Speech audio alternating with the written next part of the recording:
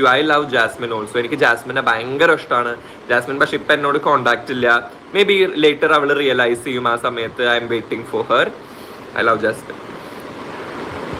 Okay, Bigg Boss house miss ചെയ്യാറുണ്ട്. കുറേ messages വരുന്നുണ്ടോ, കോണ്ടാക്ട് ഇല്ല. ഹായ് നിഷാൻ, ഞാൻ ജാസ്മിനെ കോൺടാക്ട് ചെയ്യാൻ കുറേ വട്ടം ശ്രമിച്ചു. ഞാൻ കുറേ വട്ടം മെസ്സേജ് അയച്ചു, ജാസ്മിന് റെസ്പോൺസ് ഇല്ല. ഇവന്റ്സിന് കണ്ടാലും ജാസ്മിൻ, ഞാൻ ഇതുവരെ ഗബ്രിയുടെ അടുത്ത് മാത്രമേ സംസാരിക്കണിട്ടുള്ളൂ. ബാക്കി ആരെയും ജാസ്മിൻ മൈൻഡ് ചെയ്യുന്നതും കണ്ടിട്ടില്ല. ഞാൻ പേഴ്സണലി കുറേ വാട്സാപ്പിൽ ടെക്സ്റ്റ് ചെയ്യാൻ നോക്കി, റിപ്ലൈ ഇല്ല. സോ നമുക്കൊരു സെൽഫ് റെസ്പെക്റ്റ് ഇല്ല, അതിൻ്റെ മേലേക്ക് ഞാൻ പോവാറില്ല എവിടെ ആയാലും. 1 or 2 മെസ്സേജ് അയച്ചു നോക്കും. If there is no response I will cut them off. അത്രേ ഉള്ളൂ. സുഖം സുഖം. Even Jasmine supported and stood for you.